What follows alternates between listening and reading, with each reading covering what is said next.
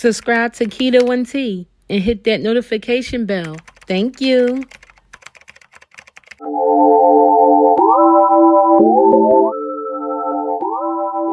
What's that on that beat? Magic, baby, tell me why you disappear.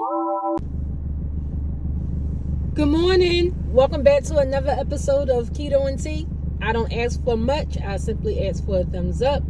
Can you please thumbs up this video? Come on in.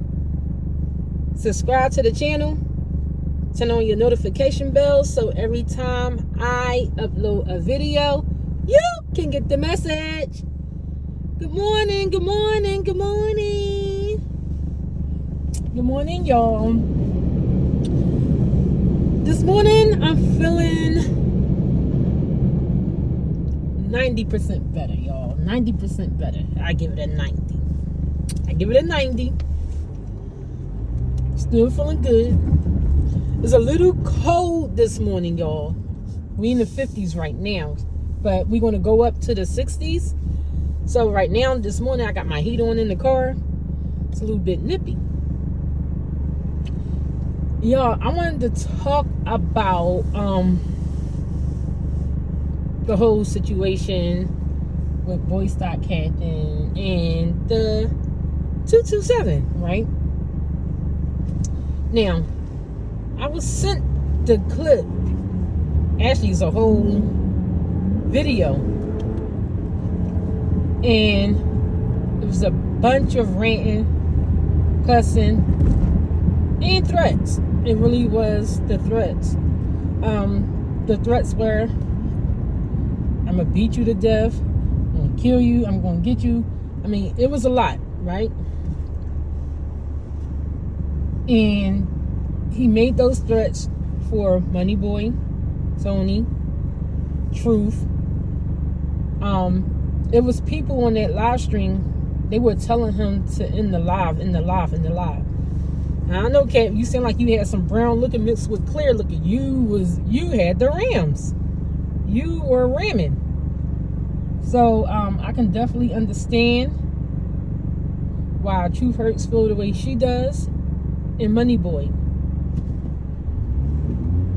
And y'all, let's talk about this, right? I do my videos. We'll talk about something, and I tell everyone to give me their honest opinions and thoughts on things. And I leave the video sitting up there, and then everyone comes on the video and comment their thoughts, feelings, and concerns. So I can take everyone's thoughts, feelings, and everything into consideration. So the past two videos that's on my channel, even on the video, the No Fly Zone, and then even on the video I done yesterday, and then I think it was a one before that, I'm looking at all the comments, right? So I have to take everyone's comments into consideration. Not only that, the cast of 227, right? And we already know there are two cast members already on there who do not care for Cap at all. But that doesn't change our situation, me and Cap, right? And like I said, and Money Boy has the right to, to feel the way that he feels. The community post he did, that's his community wall. Like I said, I respect your choice and decisions, but I feel like he reacted in his feelings. And like I said, I don't just come out and respond to something. I sit and I think about it for a minute before I do so. Unless somebody just purely talking shit. You know what I'm saying? So when y'all were listening to that clip with me and I Ain't Going, and when I said I respect this choice, he feel that way, Because at that point, I'm not going to speak for me. At that point, I felt like he reacted and he made that post, and it was like, well, fuck you. You gonna be with him? Fuck you. And I'm like, okay. Because I don't get down like that. I don't kiss nobody's ass. I'm trying to tell y'all. I don't do that. But we talked, we got our situation squared away. And like I said, I listened to the video. And no one, let me make that clear, because some people seem to think that the Sippers and the Estate Gang run the platform. They do not. They do not, because I cannot run their platforms. I can't go to Truth Chat and say, hey, I don't like this person on your panel, so drop them down. I can't do that, right? And I can't go to Money Boy's channel and do the same. These are people with their platforms with strong personalities, and everyone has them. So, with the situation with Cap, let me explain that situation. When I first hit the scene, Cap was a content creator over here.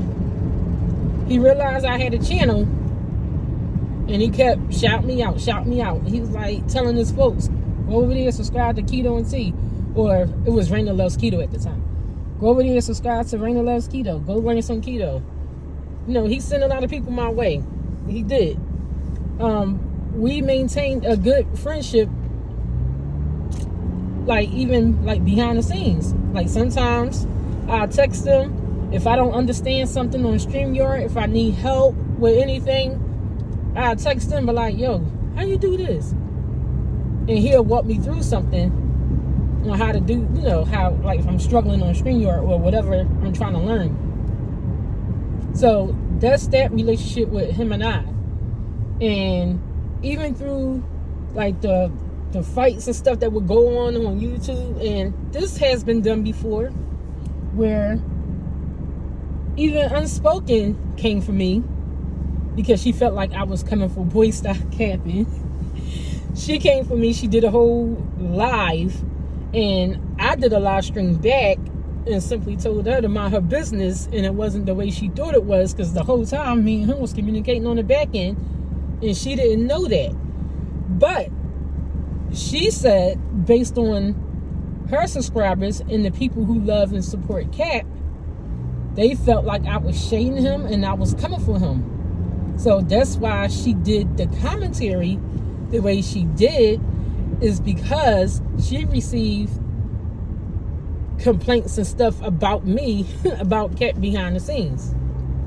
And then not only that, she also goes on to point out, oh, you being Money Boy, Trey's chat, super chatting and everything, even when the commentary is about Trey and Cap. She was like, even when the commentary is about Cap, you being there supporting and this, that, and the third. See, I'm grown. He's talking about Cap. That has nothing to do with me. But I support the content creator. So she tried to make that a whole big deal, and that didn't work. Now it's to the point where everyone is like if I'm doing an episode, let me make this clear. If I'm doing an episode of 227, I can't have my whole entire supporters upset about someone in the chat, and then not only that, my cast members too be upset. You see what I'm saying? Like the co-hosts of the shows, they be upset too. So I'm dealing with the co-hosts and their feelings and emotions, and then I'm dealing with the chat and their feelings and emotions, and then everybody else that's like supporting me. Like, it's a lot, y'all. It's a lot. And someone said it good best. You gotta have thick skin. You gotta have thick skin dealing with this type of stuff. But I value everyone's opinions. I honor everyone's feelings. And because of that, he cannot participate in 227 because the threats that he made, and like I said, I need to honor the feelings of everyone. And Cap understands that. Like, I know he get that. Because even when the situation before, when they was, I don't know what episode was that. It wasn't the first episode. It was another live stream that I done where he was timed out a few, this, that, and the third. Okay, they always going to get into it. But is it worth having that kind of conflict all the time? And I know people, and they have their partners and stuff on YouTube. Like, I know y'all get what I'm saying. So, with that being said, and like I said, my vision for 227 is to have one day out the week, one day, everyone in the community could come to 227, laugh, have a good time, gossip a bit. That was my vision, and it still is my vision. One day out the week, everyone put aside they fights or whatever they got going on. Come to 227, let's laugh, chat, and have fun. That's all it was about. That's all it is. But like I said, and with that being said, I cannot have all the supporters and co-hosts and everybody upset. Because I go back and I rewatch the lives and I read the comments, and he does shade a lot. He calls the Sippers a cult that goes around the community for whatever reasons. I don't know why, but everyone seems to call the Sippers a cult. I'm in nobody's fucking cult. Like, I just want to make that clear. I support Truth and Flexi. I support Money Boy. And then we also doing our thing, the 227. We branch off and doing the 227. That's like a show, like a group that we building. Just like I'm sure how the Sippers were formed. Just like I'm sure how State Gang was formed. And any other groups that's out here on the YouTube streets. But what we're doing is we're being 227. And 227 is going to be like network. Like we're going to network with different people. And we want to have fun doing it. We want to have fun. We trying to have a good show. So, and everybody brings something to the table. To the neighbors and to the co-hosts. We need our neighbors, right? We need our neighbors. And in a community, the neighbors keep everything, it's the glue to me, the neighbors. So I love my neighbors. And I love any new neighbors that's going to come on the scene and anything like that. We all got to get to know one another, right? So with that being said, this video is getting to be a little bit too long, but I hope I was able to make some points and touch on some things, and for people to understand that you cannot go around threatening people, making death threats, and then people supposed to be comfortable and everything. Like, you can't do that. Then not only that, like I said, you got my neighbors down in the chat. They feeling uncomfortable in a certain way. And then you got my co-hosts. They feeling uncomfortable in a certain way for different reasons or whatever. Like I said, he cannot participate in 227 episodes. That's it. That's all. So I hope everyone respect what I've chosen. And let me know your thoughts, feelings, and concerns then in the comments. Y'all know how we do. We keep it real. I like to read the comments. I look at every comment and I try to respond to each and every one. Oh, and let me make this point before I forget. Let me make this point. I supported the blackout movement of Heidi Fly because of Dead Girl on the Scene, right? And it's this narrative going around. Well, I cannot speak for the entire Sippers, but it's this narrative going around that the Sippers was going to continue to support Heidi and Dead Girl as long as she kept the commentary on Loca and UP. That's not true. That's not true at all. And like I said, for some reason, somebody then in my comments keep saying, oh, you supporting the blackout movement and this. Like I said, my son, my baby, was directly affected by that bitch on that platform over there. So I will go to war for mine by any means necessary. Like, I want people to understand that it's not about no Heidi. the reason why we chose to do the blackout, like I said, is because my son. So all that goes out the window, and I wish that person stopped saying that.